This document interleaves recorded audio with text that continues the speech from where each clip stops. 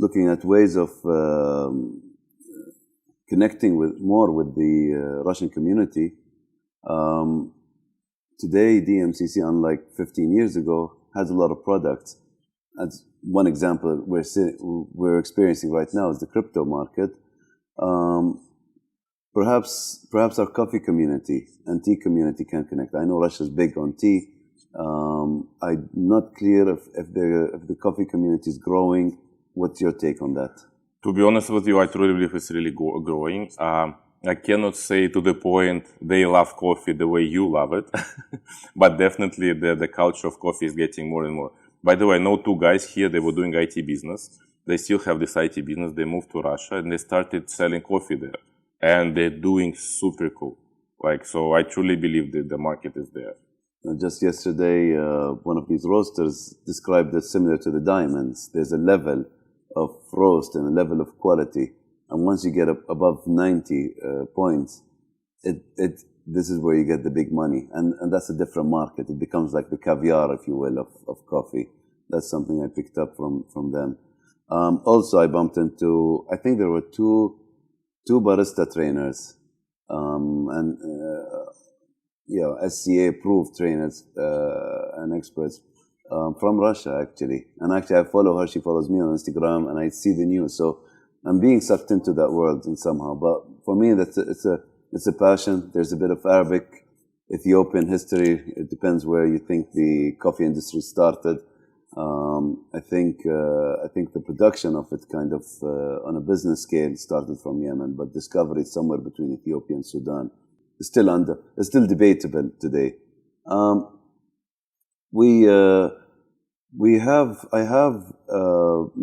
have shared with and DMCC has shared that we've added an interesting person to talk as. To me, he's the guest of honor for the Precious Metals Conference, but I don't think anyone from the gold industry, precious metals industry, expected us to announce that Michael Saylor of MicroStrategy will be talking to all the audience during the Precious Metals Conference on November 18th. Is that something that would be interesting for you? I will definitely be there. I will, as I told you, I really want to join that one because, again, also the trading. I've already got some offers that people want to discuss the opportunity of trading gold and crypto all together because it also can ease some of the moments for the transactions. So definitely for me, it's something that I would really love to join. Well, what I enjoy from his talks on YouTube and the podcast and all that, he challenges the status quo. More than challenges, he brings the numbers, and it makes me not want to watch the business news. I don't want to watch it. They're either too late, misinforming, but I like what he brings to the table, and I feel the gold industry could have performed a lot better last year.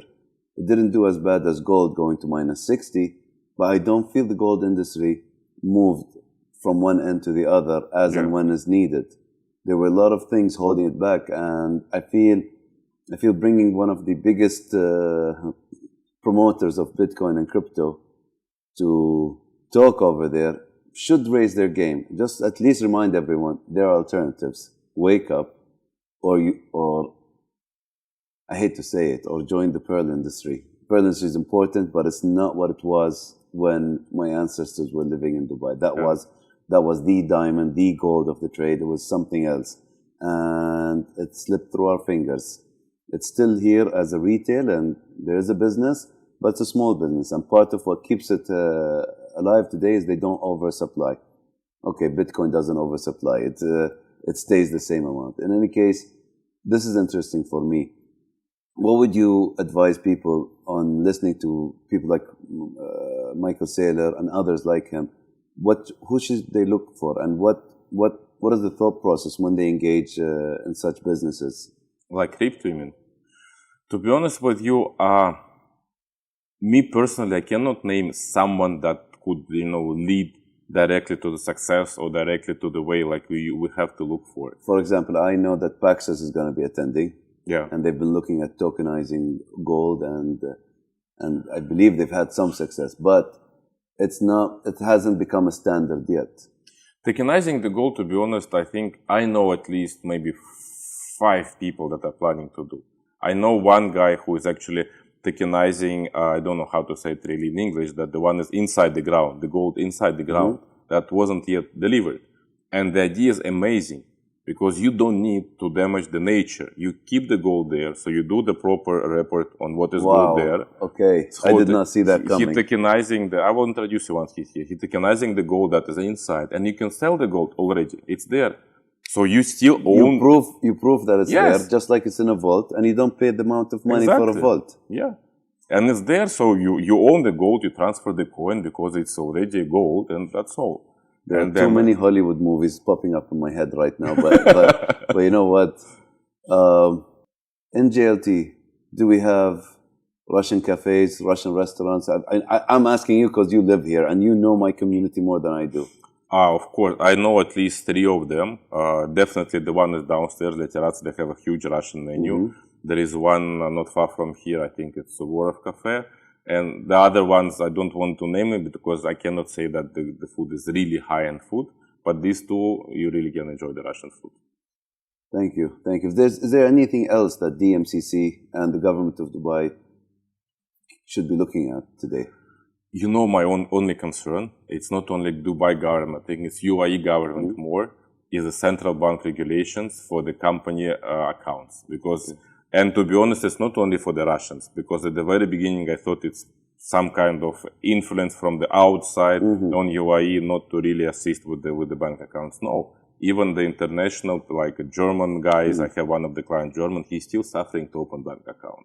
Like in Russia, for example, you want to open the company, I will open the company for you tomorrow in Russia within like 1 week time. Within another week, you will have an account. They don't care if you live there, you don't live there, who you are, whatever. I understand that Dubai is under the pressure because, again, a lot of things happening here and a lot of transit is happening here for the products, for the shipments, etc. But in the meantime, there should be a concept. Maybe one small bank, a new one that would be supporting SMEs. Because most of the banks, they are ready to, to consider you as a company once you want to deposit at least $50,000.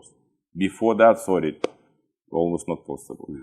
And the rest is everything is perfect. I mean, as we discussed with you, a lot of things like Dubai is getting more and more open. You have easier way to do business. Even the fees are going down for the maintaining the business activities, etc. So I truly believe that everything is going the right way.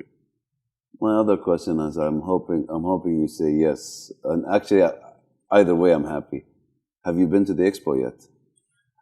I've been to expo 2 times. Have you been to Russian Pavilion? One time I was participating in a WETEX exhibition with one project, and another time I was giving an interview on Expo TV. So for work matters. Unfortunately, I am there almost every day. I'd like you to join me. And I promise you I'll take you to the Russian Pavilion. I need to go there. I really want to go there. And probably I will join all my family to go there all together as well. Keep me posted. I'd like to organize that for you. With pleasure. Thank you.